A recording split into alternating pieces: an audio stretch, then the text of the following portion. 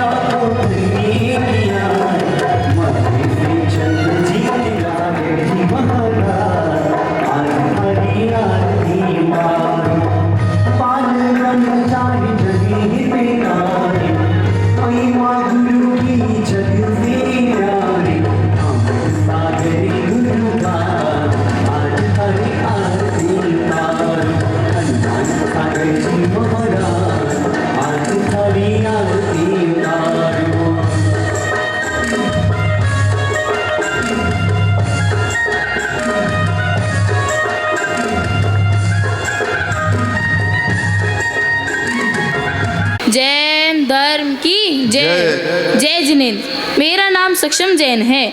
आज मैं आप सबके सामने उत्तम शौच धर्म के बारे में कुछ बताना चाहता हूँ। तो चलिए शुरू करते हैं। उत्तम शौच सर्व जग सुख पावे संतोषी प्राणी। आज उत्तम शौच धर्म का दिन है। शौच मतलब शुद्धि, तन की शुद्धि एवं मन की शुद्धि। तन की शुद्धि होने पर मन की शुद्धि ना होए तो फिर शरीर में निर्बलता नहीं होती है। क्रोध, मान, माया और लोभ के त्याग से जो शुद्धि प्राप्त होती है उसे शौच धर्म कहते हैं। आपके पास जितना है उसमें ही संतुष्ट होना और लालच न करना उत्तम शौच धर्म है। 10 लक्षण महापर्व की जब लो उत्तम शौच धर्म की जब लो परम पूज्य मुनि श्री 108 हनुमान सागर जी गुरुदेव की। आज 10 लक्षण पर्व का चौथा दिन भी व्यतीत हो गया। कितने दिन शेष बचे हैं? 6 दिन शेष बचे हैं। 40% 10 लक्षण पर्व अपने बीच में से पलायन कर गए। एक एक दिन करके एक एक धर्म पर हम अग्रसर हो रहे हैं। पर क्या वास्तव में हमारे अंतरंग में एक भी धर्म प्रस्फुटित हो पाया है? इसकी समीक्षा करने की आवश्यकता है। आज उत्तम शौच धर्म शुचिता को लेकर के आया है। सर्वार्थ सिद्धि ग्रंथ में आचार्य पूज्यपाद स्वामी महाराज लिखते हैं, शुचिर भावः शोचम, अर्थात शुचिता का जो भाव है वही भाव शौच धर्म कहलाता है। शुचिता माने समझ गए ना, स्वच्छता, पवित्रता।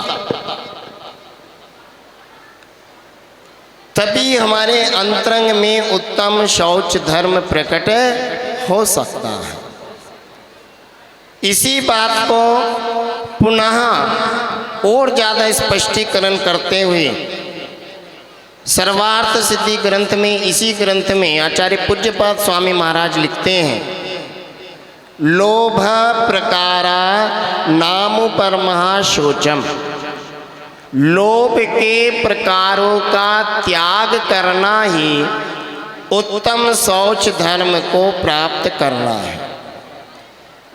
हमने अभी तक क्रोध कषाय के अभाव में उत्तम क्षमा धर्म को प्रकट किया, मान कषाय के अभाव में उत्तम मार्दव धर्म को प्रकट किया, माया कषाय के अभाव में उत्तम आर्जव धर्म को प्राप्त किया, और आज अंतिम कषाय बची है, लोभ कषाय के अभाव में उत्तम शौच धर्म प्रकट होता है। बहुत सुंदर बात लिखी 12 अनुवेक्षा ग्रंथ में आचार्य कुंद स्वामी महाराज लिखते हैं, कंखा भावनि वित्तिम किच्चा वैराग्य भावना जुता, जो वट्टति परम मुनि तस्सदु धम्मो हवे सोचम। जो श्रमण मुनि कंखा भावनि वित्ति, अर्थात अपनी इच्छाओं को रोक करके, उससे निवृत्त होकर के, कंखा भावनि वित्ति किच्चा वैराग्य भावना, अर्थात वैराग्य भावना से युक्त होकर के आचरण करता है, उसको 10 धर्मों में निश्चित रूप से उत्तम शौच धर्म प्रकट होता है।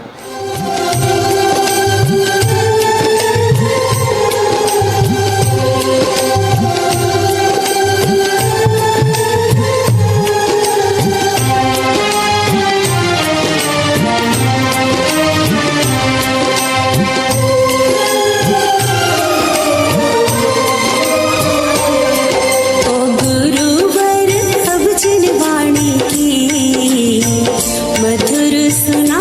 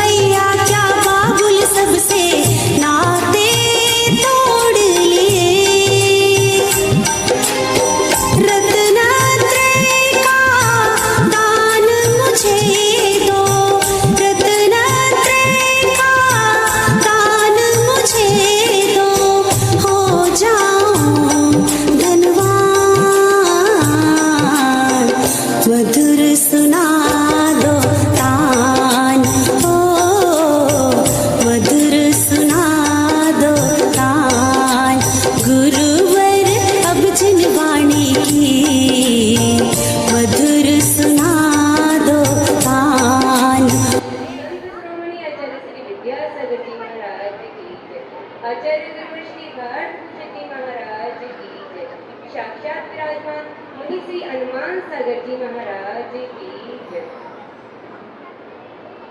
और मंदिर जी में प्रवचन चल रहा है। छोटे छोटे नियम एक दिन बहुत बड़े हो जाते हैं, घुटनों के बल चलते चलते पैर खड़े हो जाते हैं। छोटे छोटे नियम एक दिन बहुत बड़े हो जाते हैं, घुटनों के बल चलते चलते पैर खड़े हो जाते हैं। हर इंसान को अपने जीवन में कोई ना कोई नियम अवश्य ही लेना चाहिए। कौन सा नियम जाने कब हमें इस संसार से छुड़ाकर सिद्धत्व की प्राप्ति के लिए ले जाता है। एक ऐसी ही घटना आज मैं आप सबको बताती हूँ। त्रियंच गति का जीव जो शेर की पर्याय में था, वो हिरण को देख के उसे पंजा मारता है और खाने के लिए तात्पर्य हो जाता है। आकाश मार्ग से दो चारण रीतिदार मुनि राज आ रहे थे। उन्होंने जैसे ही देखा कि शेर इन हिरण को खाने के लिए तत्पर है, उन्होंने अपने अवधि ज्ञान से जाना कि ये इनका जो भविष्य है उसमें ये तीर्थंकर भगवान बनेंगे। तो उनकी ऐसी अनुकंपा रही कि उन्हें जाना तो कहीं था, पर वो दोनों मुनिराज उतरकर आकाश मार्ग से सिंह के पास आए और बोले, हे जीव, हे भव्य, तू ये क्या कर रहा है? इस शेर को तू शेर की पर्याय में होके इस हिरण को क्यों खा रहा है? अगर तू इसे खाएगा तो तेरे को पाप का बंध होगा। देखिए, इतनी ही बात सुनने के मात्र उस सिंह के आंखों से आंसू झर झर झर बरसने लगे और वो रोता रहा। जब मुनि श्री ने उसके अश्रुओं को देखा तो उनके ऊपर करुणा की और बोले कि मैं तुम्हें आज एक नियम देता हूँ, पर उस नियम को तुम पूरी ईमानदारी से निभाना। मुनि श्री ने कहा, आप रात्रि भोजन और जल का त्याग करोगे। कोई भी परेशानी हो, कोई दिक्कत हो, आप उसे ग्रहण नहीं करोगे। कुछ टाइम तक तो शेर को कोई दिक्कत नहीं हुई। उसका नियम निरंतर अपने आप में चलता रहा, कोई परेशानी नहीं हुई। एक दिन ऐसा आया कि शेर को बहुत अधिक प्यास लगने लगी। तो वो जब ऊपर था तो दिन दिखता था, जब बावड़ी के पास जाता तो उसे अपनी परछाई अंधेरे के रूप में दिखने लगी। तो उसे मुनिश्री का नियम याद आ गया कि अगर रात होगी तो मुझे कुछ ग्रहण नहीं करना है। यही बात उसको बार बार आती रही, पर वो बार बार बेचारा ऊपर जाता, नीचे आता, ऊपर जाता, नीचे आता। जब उसको लगने लगा कि सच में ही रात हो गई है और प्यास की इतनी तीव्रता थी कि वो अपनी प्यास बुझा नहीं सका, तो वहीं समाधि पूर्ण उसने मरण किया। जो कि हमारे शासन नायक जो जीव शेर का था, देखिए वो किस तरह एक नियम के पालन करने से हमारे शासन नायक श्री महावीर भगवान के रूप में बने। ऐसे ही हर व्यक्ति को अपने जीवन में कोई ना कोई नियम लेना चाहिए। हमारे ऊपर अनुकंपा है कि हमें साक्षात मुनि श्री हनुमान सागर जी यहाँ पर विराजमान है। हर इंसान, कोई मैं कहती हूँ बड़े से बड़ा नियम ना लो, छोटे से छोटा नियम लो, जिससे कि आप आराम से पालन कर सकते हो। एक बार मुनि श्री के पास एक बहुत ही सेठ जी आए, बहुत ही पैसे वाले सेठ जी थे। उन्होंने कहा मुनि श्री से कि मुझे भी कुछ अपना कल्याण करना है, मुझे आत्म कल्याण की राह बताइए। मुनि श्री ने कहा, तुम्हें मैं नियम देता हूँ कि तुम ज्यादा बड़ा नियम तो पाल नहीं सकते, पर तुम्हारे घर के सामने जो कुम्हार है उसे देखकर ही तुम भोजन ग्रहण करना। तो सेठ जी ने कहा, ठीक है, मैं उन्हें देख के भोजन को ग्रहण करूँगा। कुछ दिन तक तो सेठ जी का ठीक है, क्या आराम से नियम पालन होता रहा। सुबह उठते कुम्हार दिख जाता था, अपना भोजन कर लिया। एक दिन ऐसा हुआ कि कुम्हार को मिट्टी लेने के लिए जंगल जाना था और सेठ जी उस दिन लेट हो गई उठने में। तो और भूख की उन्हें उस दिन बहुत ज़्यादा व्याकुलता होने लगी और आकुलता इतनी बढ़ गई कि बार बार अंदर जाएं तो वो कुम्हार दिखे नहीं, और घर में आए तो उन्हें भूख की व्याधा।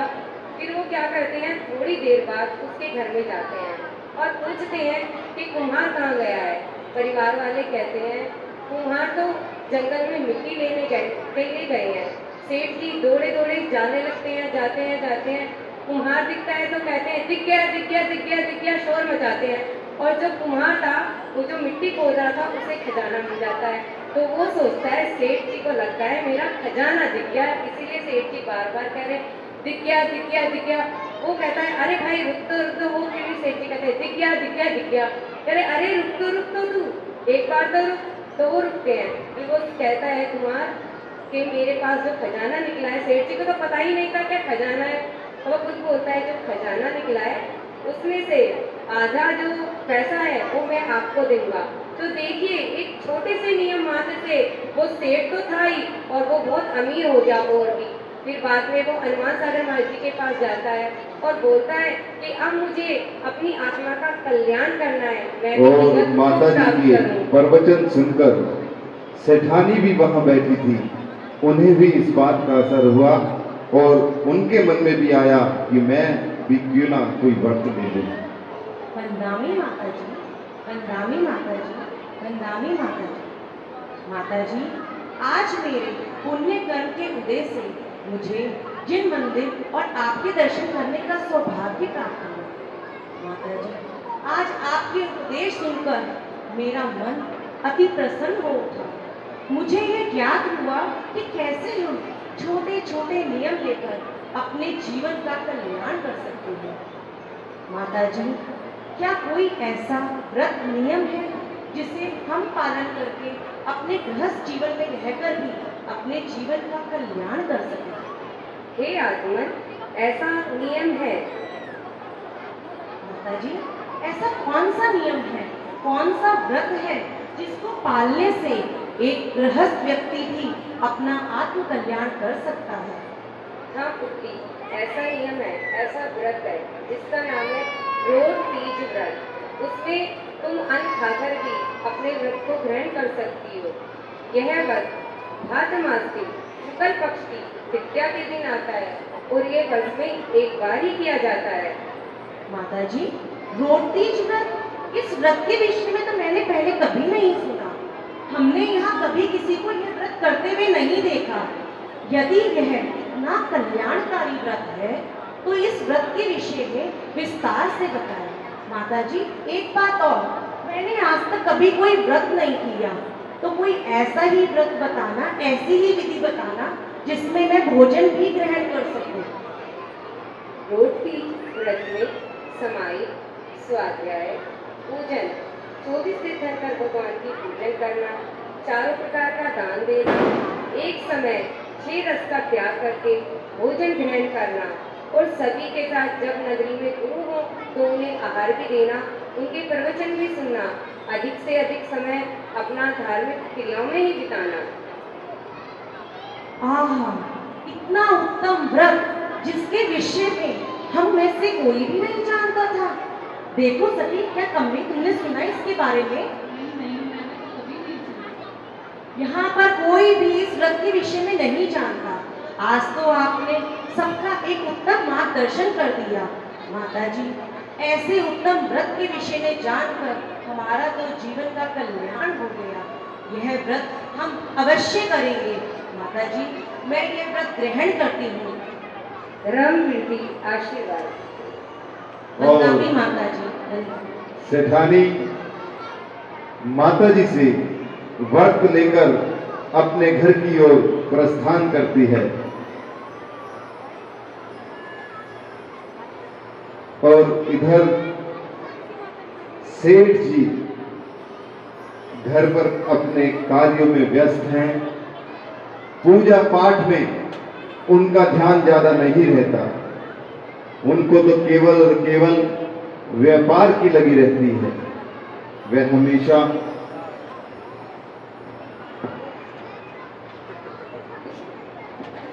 और उन्हें हमेशा व्यापार की लगी रहती है। 24 घंटे केवल और केवल काम। इधर सेठानी मंदिर से व्रत लेकर घर पर आती है और आकर के अपने सेठ को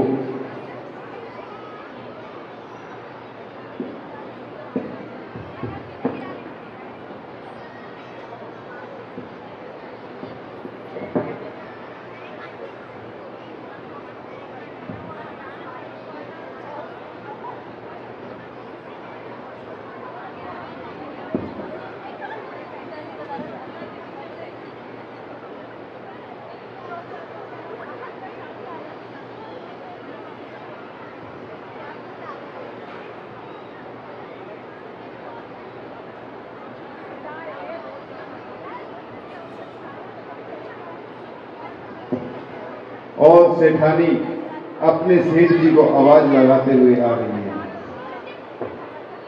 सेठ जी, सेठ जी, पता नहीं कहाँ रहते हैं, अपनी दीन दुनिया में खोए रहते हैं। जरा भी धर्म की किसी चीज की कोई परवाह नहीं है। इतना बड़ा परिवार हो गया, उसके बाद भी जरा सी धर्म में आस्था नहीं है इनकी। सेठ जी, सेठ जी, सेठ जी, अरे यहाँ बैठे हुए हैं। अरे अरे सेठानी, तुम कब आई? अभी अभी तो आई हूँ। बड़ी खुश दिखाई दे रही हो। बस खुशी की ही बात है। क्या बात है? कहाँ से आई हो? पता है आज आपको मैं कहाँ गई थी? कहाँ गई थी? मैं वहाँ से क्या लेकर आई? क्या ले आई? आज पुण्य कर्म के उदय से मेरा माता जी से दर्शन करने का सौभाग्य प्राप्त हुआ और पुत्र वहाँ जाकर मैंने तो एक व्रत भी ग्रहण कर लिया। व्रत? अरे सेठानी, कैसी बात कर रही हो? व्रत? तुम्हारे पास की है व्रत? व्रत क्यों नहीं है मेरे बस की? अरे तुमसे ना होगा ये व्रत। व्रत तुम भी क्या क्या उलझनों में पड़ी रहती हो। आप पूरी बात तो सुनते नहीं हो।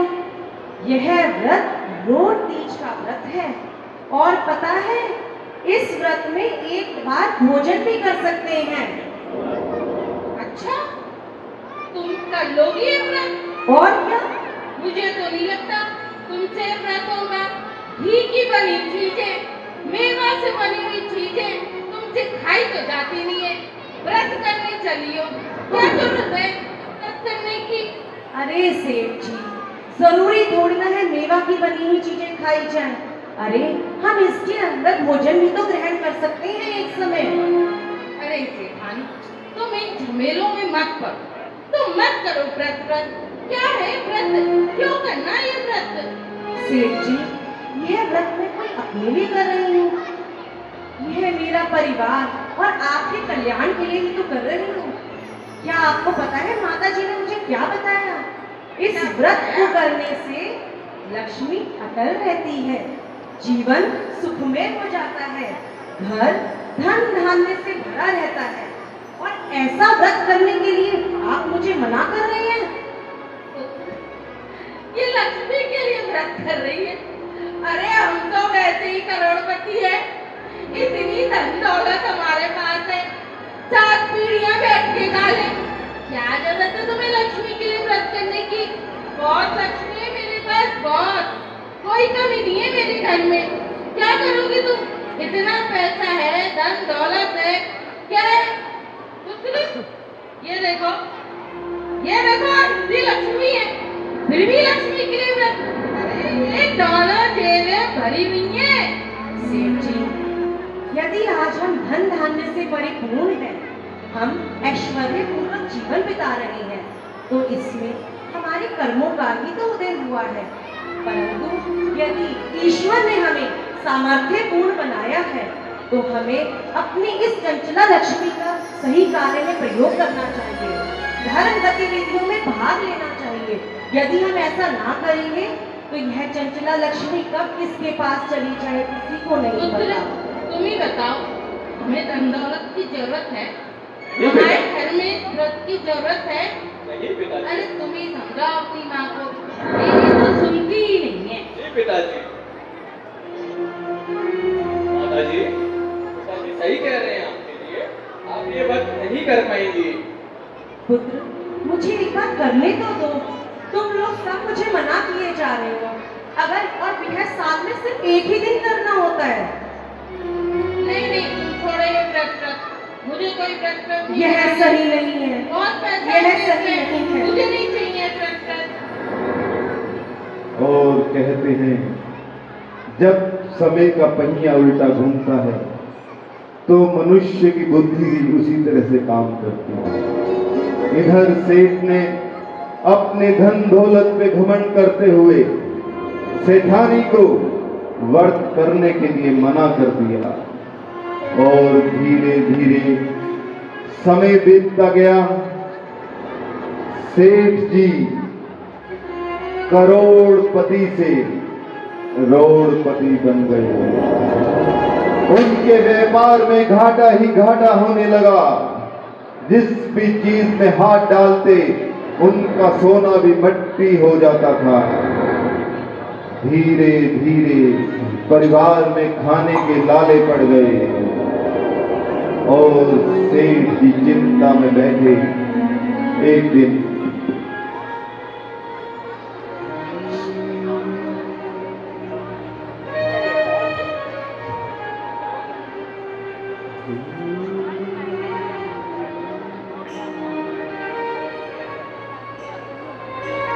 पुत्र, बहुत दुख का समय आ गया। सेठानी, सेठ जी, आपने मुझे याद किया? क्या बात है सेठ जी, आप इतने दुखी क्यों हैं? सेठानी, बहुत दुख का समय आ गया। मेरा परिवार ताने ताने को तरस रहा है। मुझसे ये देखा नहीं जाता। एक समय था मेरे पास धन दौलत की कोई कमी ना थी। आज मेरा पूरा परिवार तिनके के लिए तरस रहा है। सेठानी, सेठ जी, ये क्या हो गया सेठानी मेरे साथ? ये क्या हो गया? सेठ जी, आप दुखी मत होइए। यह तो जीवन का खेल है। यह जो जीवन चक्र है ना, जीवन चक्र ये की तरह घूमता है। आज हमारे जीवन का सूर्य अस्त हुआ है, पाप उदय हुआ है, परंतु सब्र रखिए, हमारा जीवन काल भी उत्तम समय दिखेगा। देखना सेठ जी, यह समय भी बीत जाएगा, बीत जाएगा। सेठानी, मुझे लग रहा है अब ऐसे बैठने से कुछ ना होगा। अपने परिवार की खुशी के लिए मुझे बाहर जाकर कुछ काम करना पड़ेगा। मैं अपने बच्चों को ऐसे बिलखता नहीं देख सकता। मैं बाहर जाऊंगा सेठानी, मैं बाहर जाके कुछ कार्य करूंगा। पुत्र, मेरे बाहर जाने की तैयारी करो। पिताजी, बाहर जाने से क्या होगा? पुत्र, यहाँ अब कोई काम काज करने को नहीं बचा। अब मेरे पास कोई उपाय भी नहीं अपने परिवार को पालने के लिए। मैं घर का बड़ा तुम लोगों को कैसे दुखी देख सकता हूँ? तुम यहाँ माँ का परिवार का ध्यान रखो। मैं बाहर जाके कुछ कार्य करके पैसे कमा के लाता हूँ। तुम जाने की तैयारी करो पुत्र। ये पिताजी, क्यों ना बाहर जाने से पहले एक बार हम दीदी की मदद ले लें? क्या पता वो हमारी कोई सहायता कर सके। सेठ जी, हमारा पुत्र बिल्कुल सही कह रहा है। जब दुख का समय आता है तो क्या हमारी पुत्री, जिसकी रगों में हमारा खून बह रहा है, क्या वो हमारा दर्द नहीं समझेगी? अवश्य समझेगी। आप हिम्मत रखिए बेटा। तुम अपनी बहन को पत्र लिखकर सारी व्यथा का बखान कर दो। नहीं सेठानी, मेरा मन नहीं मानता। कैसे अपनी बेटी से मैं कुछ मांगू इस समय? अरे जो हाथ बेटी को देने के लिए उठते थे, आज कैसे उनसे मैं मांगू कि वो मुझे कुछ दे? ये उचित नहीं होगा। ये मेरी सम्मान की बात है। ये हाथ पिता का केवल बेटी को देने के लिए होता है, लेने के लिए नहीं। नहीं सेठानी, मैं ये नहीं कर पाऊंगा सेठानी। सेठ जी, मैं नहीं कर पाऊंगा। सेठ जी, आप हिम्मत रखिए। जब बुरा समय आता है तो हमें बहुत सी परीक्षाओं से गुजरना पड़ता है। आप हिम्मत रखिए। फिर वह तो हमारी पुत्री है, क्या वो हमारा दर्द नहीं समझेगी? जाओ पुत्र, तुम तैयारी करो।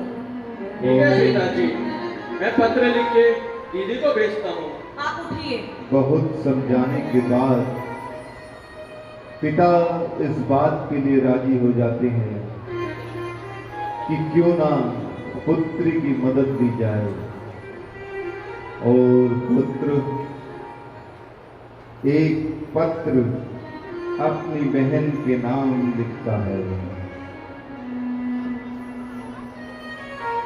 दीदी जय जिनेंद्र। दीदी हमारे ऊपर एक बहुत गहरा संकट आ गया है। हम दाने दाने के लिए मोहताज हो गए हैं। इस दुख की घड़ी में हम आपकी मदद चाहते हैं। क्या आप हमारी मदद कर सकोगी? आपका भाई रोहित।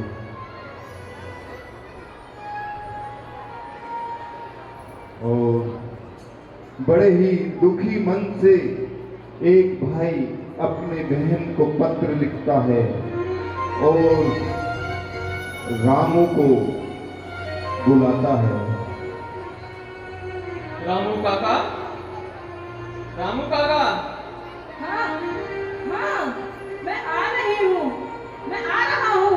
कहाँ हो रामू काका? छोटे राजा ने मुझे बुलाया है। मैं आ रहा हूँ, मैं आ रहा हूँ छोटे राजा, मैं आ रहा हूँ आपके पास, मैं आ रहा हूँ, मैं अति शीघ्र हूँ आपका, मैं आ रहा हूँ। शांत हो जाइए थोड़ा, प्लीज प्लीज।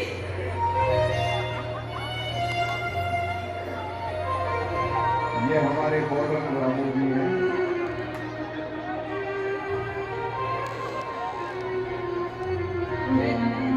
जय जिनेंद्र रामू काका।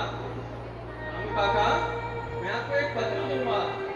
ये पत्र हस्तिनापुर जाके दीदी के हाथ में दे देना। और ये बात ध्यान रखना, ये पत्र उन्हीं के हाथ में जाना चाहिए। जी छोटे साहब। और रामू काका छोटे सेठ जी से पत्र लेकर उनकी बहन के यहाँ पहुंच जाता है। नहीं मेरे छोटे सेठ बहुत परेशान हैं। उनके ऊपर बहुत संकट आ गया। मैं क्या करूं?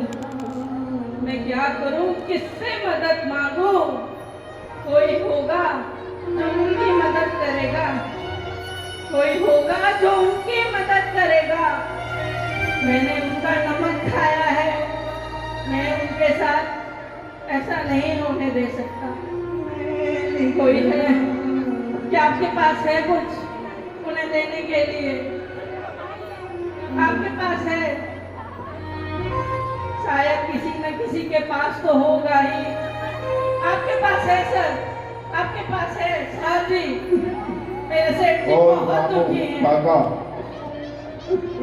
उनकी बहन का पता पूछते पूछते उनके शहर में पहुंच जाते हैं।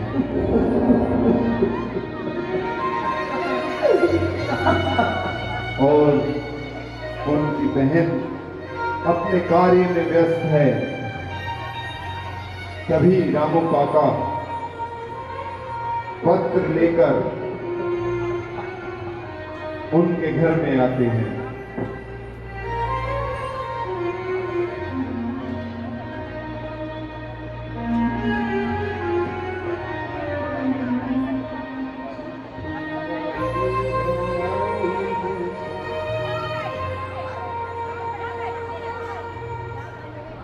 अंकित भैया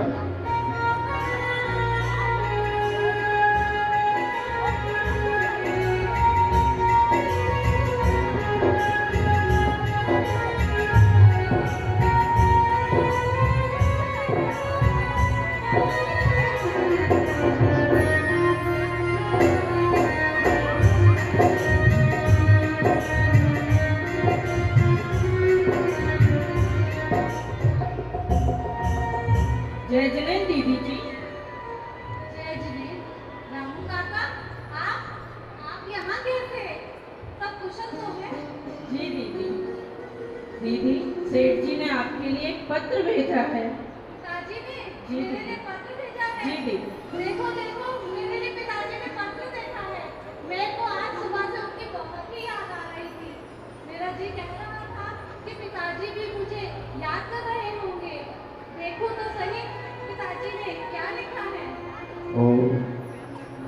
जब पुत्री उस पत्र को पढ़ती है तो बड़ी दुखी हो जाती है। हे भगवान, ये क्या हो गया? मेरे पिताजी के ऊपर तो संकट के बादल घिर आए हैं। वो इतने परेशान और मैं यहाँ महलों में, मुझे कोई आभास ही नहीं है।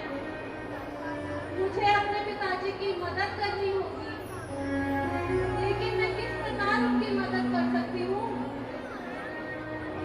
पुत्री अपने ससुराल वालों से डरकर सामने आकर कोई मदद नहीं कर सकती थी। क्या मैं ये धन की पोटली भेज दूं? नहीं नहीं, ऐसा किया तो ससुराल वाले कहेंगे सारा धन मायके लुटा देती है। नहीं नहीं, ये नहीं कर सकती। और मेरे पास कुछ रत्न और जेवर है जो मेरे पिताजी ने ही मुझे दिए हैं। मैं वो दे देती हूँ। हाँ हाँ, यही उत्तम रहेगा, वो दे देती हूँ। और पुत्री भोजन की थाली में कुछ रत्न और आभूषण छुपाकर रामू काका को दे देती है।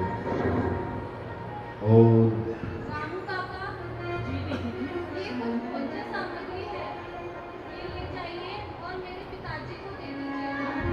इस रत्न से कुछ रत्न भी छुपाए हैं। ध्यान रखना कि पिताजी को भी देना और किसी को ना देना। जाओ।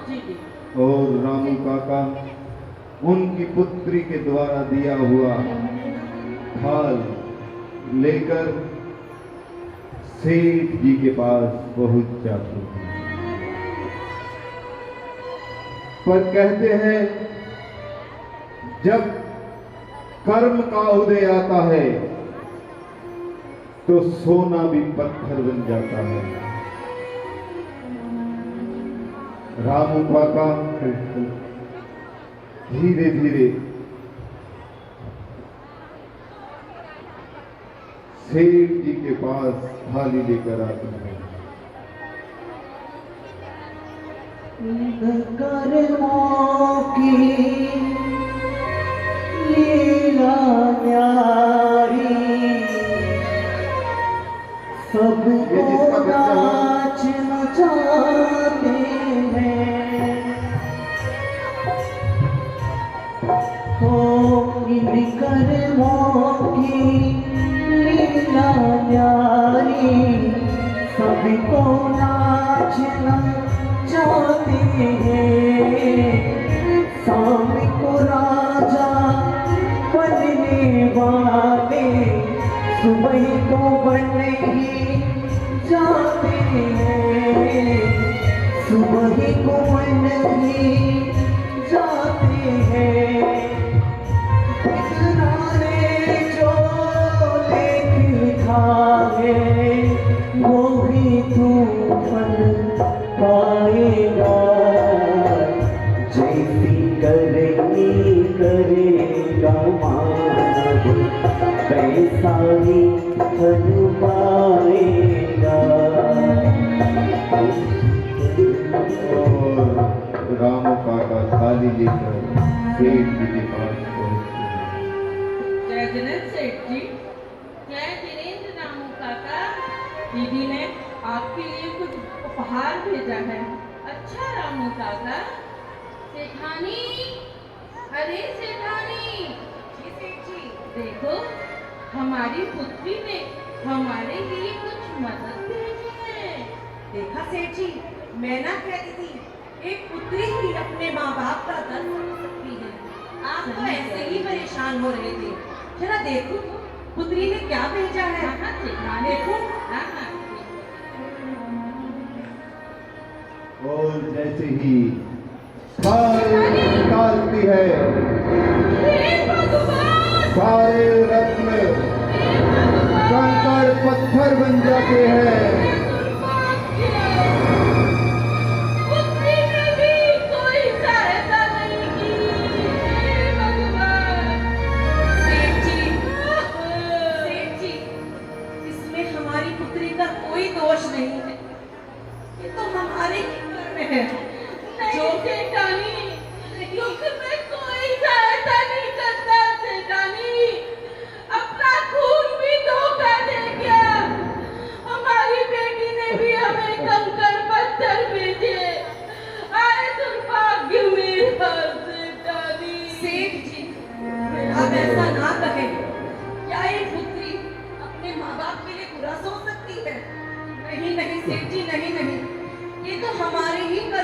पल है जो हमें भुगतना पड़ रहा है।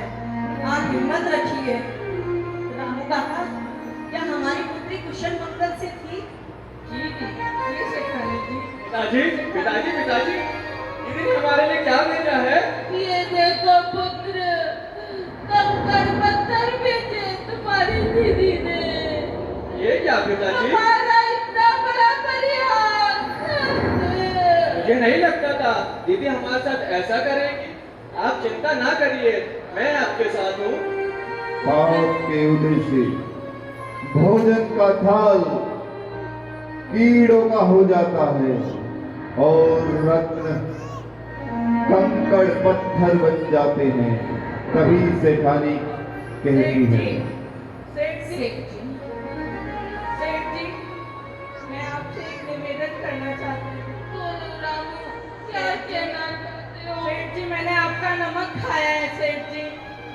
मेरे पास ज्यादा कुछ तो नहीं है सेठ जी। मेरे पास एक गिन्नी है सेठ जी। नहीं नहीं रामू, नहीं सेठ जी। नहीं रामू, मैं ये नहीं कर सकता। सेठ जी, नहीं रामू, मुझसे ये नहीं होगा। मैं ये नहीं कर पाऊंगा रामू, मुझसे नहीं होगा ये।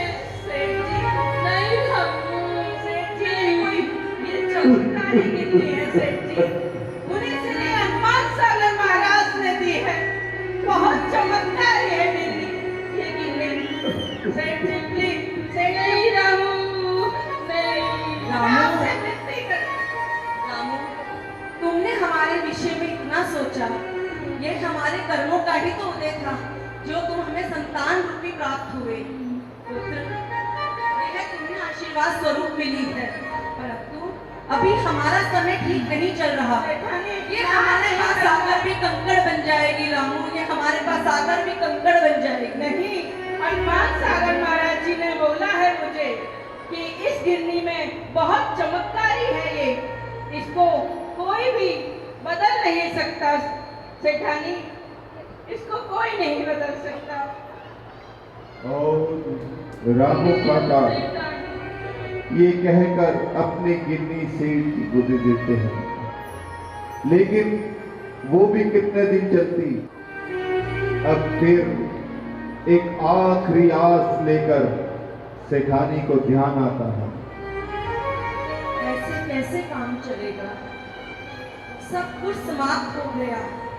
घर में एक वक्त की रोटी के लिए भी दाने नहीं बचे। कुछ तो उपाय होगा। ईश्वर ने हमारा पेट भरने के लिए कोई तो उपाय सोचा होगा। ऐसा करते हैं, बसंतपुर चलते हैं।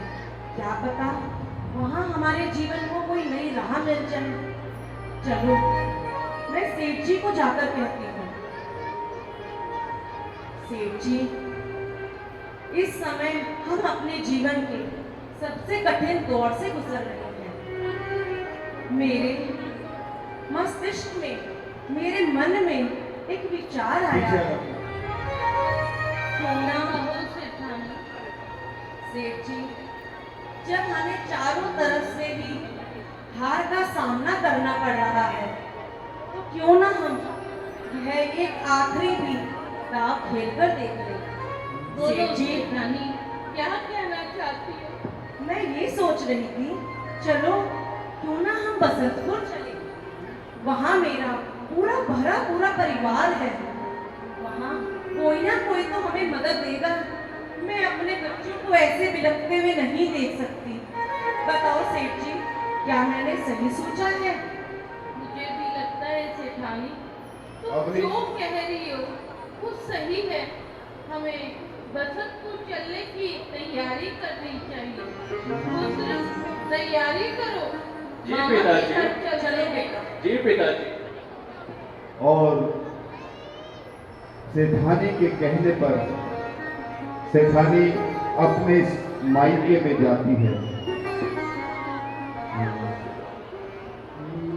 और लेकिन मायके के अंदर उत्सव की तैयारी हो रही है। उत्सव की तैयारी चल रही है और सेठानी को कोई खबर नहीं यहाँ पर सभी लोग उत्सव में लगे हुए हैं। कुर्सी सीढ़ी, सभी महिलाएं उत्सव की तैयारी में लगी हैं।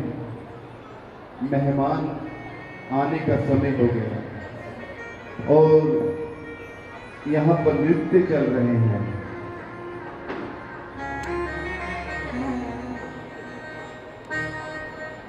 सीढ़ी,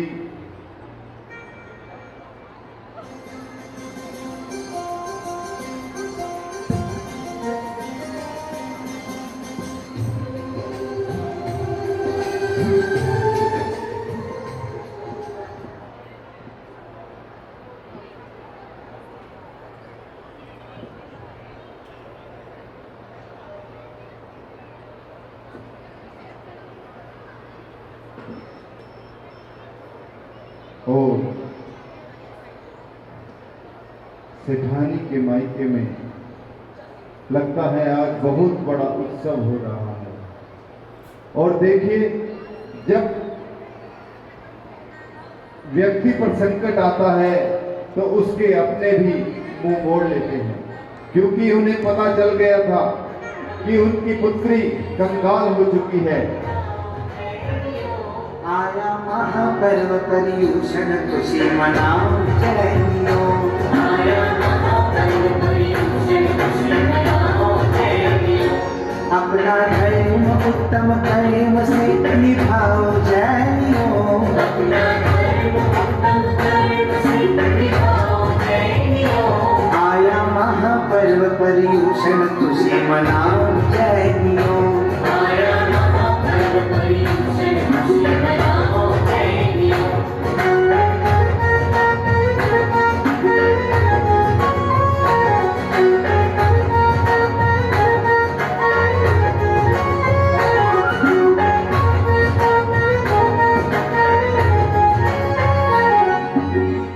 नित्य जिनालय आओ, पूजा पाठ कर लो।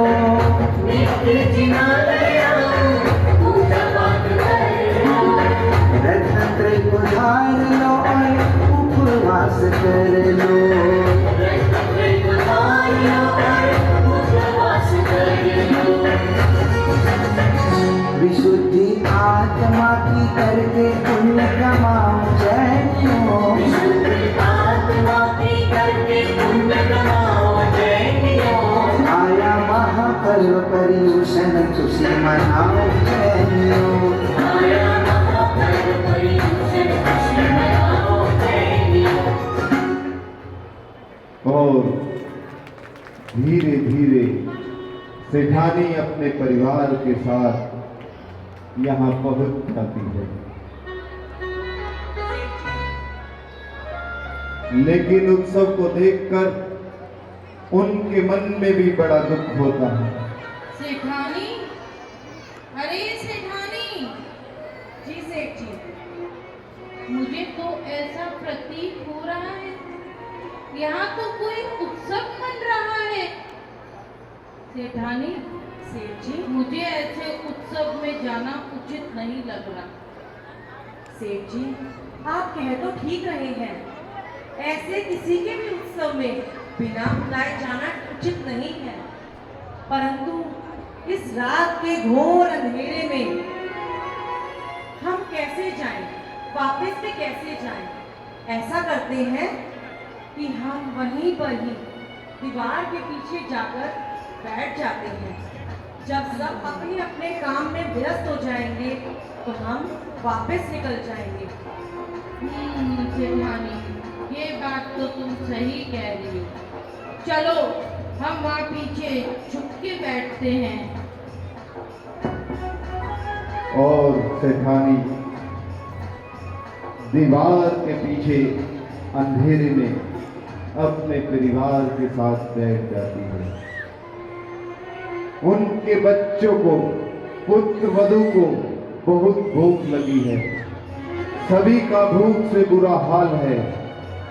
तभी उन्हें नजर आता है कि दीवार से जो नाली है उसमें से मांड का पानी निकल रहा है। तो सेठानी सोचती है, माँ जी मुझे मुझे बहुत भूख लगी है। पुत्री, तुम्हें भूख लगी है? तुम चिंता ना करो पुत्री, मैं अभी जाती हूँ, कुछ व्यवस्था कर कर आती हूँ। माँ जी मुझसे भूख सहन नहीं हो रही है, कुछ खाने का मन कर रहा है। पुत्री, मेरे होते हुए तुम्हें चिंता करने की जरूरत नहीं है। जब तक मैं हूँ, मेरा कोई बच्चा भूखा नहीं सोएगा। तुम इंतजार करो, मैं आती हूँ। जाओ, तुम परिवार को देखो, मैं अभी आती हूँ। ठीक है माँ जी। ओ क्या लाऊं, कहाँ से लाऊं? अपने बच्चों को ऐसे बिलखते हुए कैसे देखूं? नहीं, कहीं ना कहीं कुछ तो जरूर होगा। ये मांड का पानी, हाँ ये ठीक है, मैं इसको भर लेती हूँ।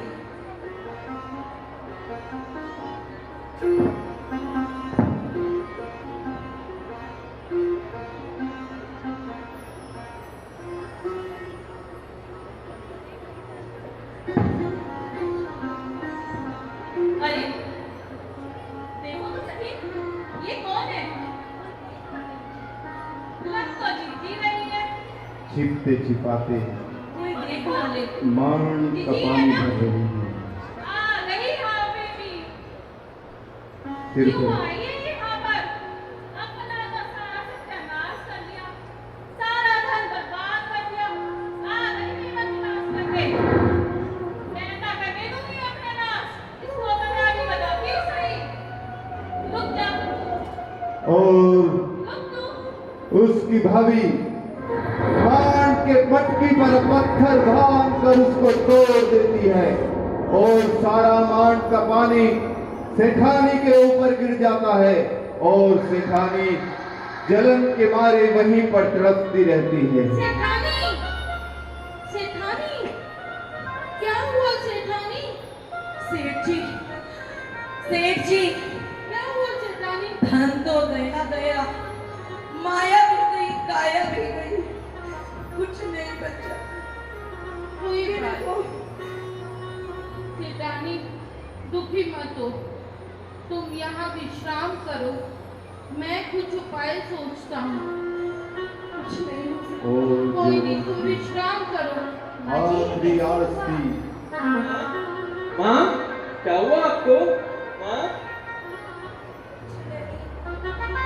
कुछ नहीं बचा बेटा, कुछ नहीं बचा। मैं अपने बच्चों का पालन पोषण ना कर पाई।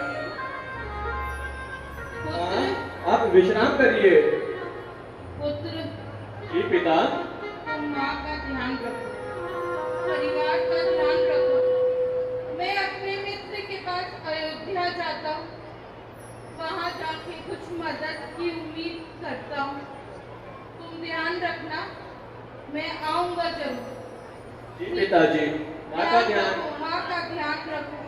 जी पिताजी, माँ का ध्यान मैं रखूंगा। आप निश्चित होके जाइए। ठीक है पुत्र, मैं अयोध्या जाके मित्र से बात करके आता हूँ। इस तरह से सेठ जी अपने परिवार को वहां छोड़कर एक आस की किरण लेकर मित्र के यहाँ अयोध्या पहुंच जाते हैं।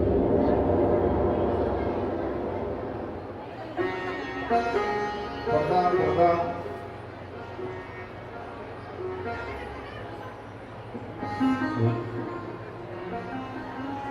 और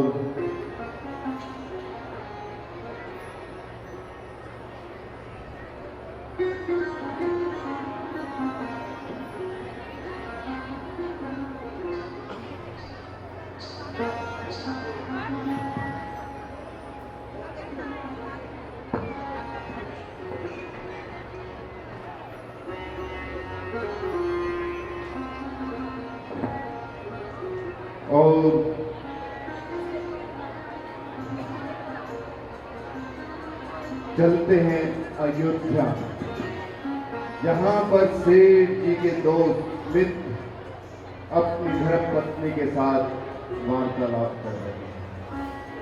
सेठानी, क्या कर रही हो? हमारे 10 लक्षण महापर्व आने वाली है। तुम्हारी सारी तैयारियां हो गई हैं क्या? अरे तैयारी भी क्या करनी है ये पता है? मंदिर के लिए शुद्धता से सामग्री तैयार करना और 10 दिन के भोजन के लिए भी शुद्धता से चौके की तैयारी करना, क्योंकि हमें अंतरंग और बहिरंग दोनों ही शुद्ध रखना है, समझे? जी सेठ जी, उसी की तो तैयारी कर रही हूँ। देखिए, पूजन के लिए चावल साफ कर रही हूँ मैं। अरे वाह, मेरी सेठानी तो पहले से ही तैयारी में जुटी हुई है। और अरे, आप ये क्या दशलक्षण पर्व की बात कर रहे हैं? आप भूल गए क्या? उससे पहले भी एक त्योहार आने वाला है। त्योहार आने वाला है? वो कौन सा त्योहार आने वाला है? लो, उम्र के साथ इनकी तो याददाश्त भी चली गई अरे है। रहने दो सेठानी, रहने दो। तुम तो हो याददाश्त वाली, मुझे क्या करना? अरे, आपको याद नहीं? एक दिन पहले ही तो रोटीज का त्योहार आता है। अरे हाँ, सोचने में तो भूल ही गया, रोटीज का भी त्योहार आता है। और क्या, आपको कुछ भी याद नहीं रहता? चलो ठीक है सेठानी, बहुत अच्छे से तैयारी रखना। सुनो प्रिय, मेरे कुछ मित्रगण भी आएंगे, उनके भोजन की समुचित व्यवस्था रखना। अरे, आपके मित्रगण ही क्या, मुझे तो बहुत सारे काम हैं। चौका संभालना है, पूरे घर की सफाई करनी है, नए बर्तन डालने हैं और रोड तीज के दिन नए घड़े में पानी भी भरना है। हाँ, सो तो है। और मैं यहाँ कितना बात भाग्यशाली हूँ कि मुझे ऐसी पत्नी मिली है जो अतिथि देवो भव को बहुत अच्छे से निभाती है। अरे वाह, सचमुच तभी तो मैं इतने अच्छे से सारे कार्य कर पाता हूँ। और इधर सेठ जी एक आशा की किरण मन में लिए अपने मित्र के पास पहुंच जाते हैं और मित्र को देखकर सेठ जी बड़े प्रसन्न होते हैं। कोई आया है क्या? हाँ, जाके देखो। अरे भाई साहब, आप? जय जिनेंद्र भाई साहब, जय जिनेंद्र, पधारिए। कैसे आना हुआ? बस भाभी जी, यहाँ से गुजर रहा था, सोचा अपने मित्र से मिलता चलूं। बहुत लंबा समय हो गया मिले हुए। हाँ हाँ, आप बैठिए। अजी सुनते हो? हाँ सेठानी, मैं यही तो कह रहा था कि क्या बात है, इतनी देर लगा दी। अरे देखिए तो सही, हमारे घर पे कौन पधारे हैं। अरे मित्र, आओ आओ, मुझे तो बड़ी ही प्रसन्नता हुई है। मित्र कहो, कैसे आना हुआ? बस मित्र, यहाँ से गुजर रहा था, मैंने सोचा लाओ अपने परम मित्र से मिलता चलूं। अच्छा किया मित्र। और बताओ, परिवार में सब कुशल मंगल तो हैं? अरे भाई साहब, अरे भाई साहब, आप भाभी जी और बच्चों को नहीं लेके आए? नहीं नहीं भाभी जी, वो नहीं आ पाए, मैं ही आया हूँ अकेले। परंतु मित्र, तुम्हारे चेहरे पर यह उदासी कैसी? बताओ मित्र, बताओ। क्या बताऊं मित्र, ऐसा समय आया, पूरा जीवन बदल गया। इतना धनवान था, आज रंग बन गया। मेरा परिवार खाने खाने को तरस गया है, भूख मरने की नौबत आ गई। बहुत विपत्तियों से गुजर रहा हूँ मित्र, तुमसे मदद के लिए आया हूँ। थोड़ी सी आस है, तुम मदद कर दो मेरी। मित्र, जरा धैर्य से कार्य लो, सब सही हो जाएगा। ये सब कर्मों की माया है। किसी ने सही कहा है मित्र कि हवा जब तेज चलती है तो पत्ते टूट जाते हैं। मुसीबत के दिनों में अपने अच्छे रूठ जाते हैं। मित्र, ये तुम्हारे हर संकट हवा रूपी है, सब ठीक हो जाएगा। परंतु मित्र, तुमने तो मुझे पराया ही समझ लिया। नहीं नहीं मित्र, जो तुम अपने परिवार को कहीं और छोड़कर आए हो मित्र। नहीं मित्र, ऐसा मत कहो। मित्र, तुम हमारे घर को अपना समझो, हमारे धन दौलत को तुम अपना समझो मित्र। सेठानी, हमारे मित्र की समुचित भोजन पान की व्यवस्था करो। जी सेठ जी। और मित्र, एक और सेठानी भोजन की व्यवस्था करने के लिए चले जाते हैं। मित्र, तुम आराम से भोजन करके विश्राम करना। मुझे कुछ जरूरी कार्य आ गया, मैं अभी वापस आता हूँ मित्र। ठीक है मित्र। पर कहते हैं जब समय खराब हो तो ऊंट पर बैठे हुए आदमी को भी कुत्ता काट लेता है। और सेठ जी जैसे कमरे में बैठे हुए थे, तभी एक मोर ने हीरे के हार को निगल लिया। अरे ये क्या, ये मोर तो हीरो का हार निकल रहा है। अरे मुझे तो अपने मित्र को बता देना चाहिए कि मोर हीरो का हार निकल रहा है। नहीं नहीं, मैं ऐसा नहीं कर सकता। अगर मित्र को बताऊंगा तो वो तो विश्वास ही नहीं करेगा, मेरे ऊपर ही चोरी का कलंक लग जाएगा। नहीं, मित्र को बताना उचित नहीं होगा। मुझे लगता है मुझे यहाँ से चला ही जाना चाहिए। कुछ अनुचित मेरे साथ हो, मुझे यहाँ से चला जाना चाहिए। मेरा यहाँ ठहरना ज्यादा उचित नहीं। और चोरी के कलंक से बचने के लिए सेठ जी बिना बताए अपने मित्र के यहाँ से चले जाते हैं। मित्र कहाँ गया? मैं तो यहीं छोड़ के गया था। सेठानी, सेठानी, हाँ जी सेठ जी, आ रही हूँ। मेरा मित्र यहाँ दिखाई नहीं दे रहा है, कहाँ गया? अरे अभी तो यही विश्राम कर रहे थे, मैं तो उनके जलपान की व्यवस्था करने गई थी। अच्छा चलो, तो हमें जल्दी उनको ढूंढने निकलना पड़ेगा। चलो आओ। हाँ, हो सकता है वह अपनी पत्नी के पास गए हो। हाँ, वही भाभी जी के पास ही चलते हैं। ऐसे समय खराब चलते चलते सेठ जी वापिस अपने घर पर अपनी सेठानी के पास आ जाते हैं और सारा वृतांत सेठानी को सुनाते हैं।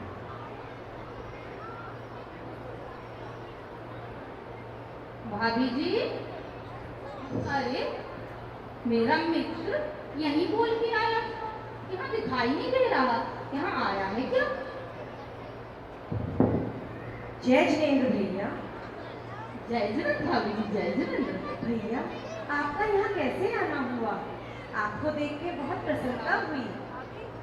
अरे भाभी जी, जब आप पूजन कर रही थी तो मैंने सोचा कि पूछ लूँ आपसे कि मेरा मित्र बिना बताए मेरे घर आया था, वो बिना बताए ही चल दिया, शायद यहीं आया होगा। भैया अभी तो ये यहाँ पर नहीं आए, मैं देखती हूँ, आप विराजिए। अरे भाभी जी, जय जिनेंद्र, जय जिनेंद्र, जय जिनेंद्र, कैसी हो? मैं अच्छी हूँ। परिवार में कुशल मंगल है? सब अच्छा है। सुना आपके साथ बहुत संकट का काम चल रहा है। कोई बात नहीं, ये तो सुख दुख के दिन आते जाते रहते हैं, तुम चिंता ना करो। आओ बैठो, मैं जलपान की व्यवस्था करती हूँ। अरे नहीं भाभी, अभी हम आपको यहाँ लेने ही आए हैं, आप हमारे साथ हमारे नगर चलिए। मैं आपके साथ? लेकिन मैं वहाँ क्या करूँगी? नहीं भाभी जी, मित्र ही तो होते हैं जो संकट में काम आते हैं, आपको हमारे नगर चलना ही पड़ेगा। हाँ सही कह रही है, चलिए भाभी जी, और अपने परिवार को लेके। सेठानी को और उनकी पुत्र वधू पुत्रों को लेकर अपने घर मैं चल अपने देते बच्चों हैं। को छोड़कर ऐसे कैसे जा पाऊंगी? आप सब परिवार मैंने सभी के लिए आग्रह किया है भाभी जी, सबको लेकर चलिए। भैया यह आपका बहुत ही बड़ा मान है जो आपने हमें इतना सम्मान दिया, परंतु ऐसे समय में कहीं जाना अच्छा नहीं लगता, आप मेरी व्यथा भी समझें। चलिए भाभी जी, अब हमारे घर चलिए। चलिए, आप इतना कह रहे हैं तो। वह परिवार सहित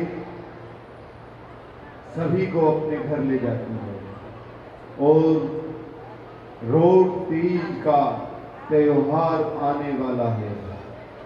अरे कल तो रोड तीज का त्योहार है, मुझे तो बहुत सारे काम हैं, सफाई करनी है, भोजन की व्यवस्था करनी है, मैं अपने कार्यों में लग जाती हूँ। चाची जी, हाँ बहू। कल कौन सा व्रत है? अरे बहू, कैसा व्रत है? कल रोड तीज का त्योहार है, तुम्हें नहीं पता? नहीं। कल रोड तीज का त्योहार है बेटा। तीज क्या है?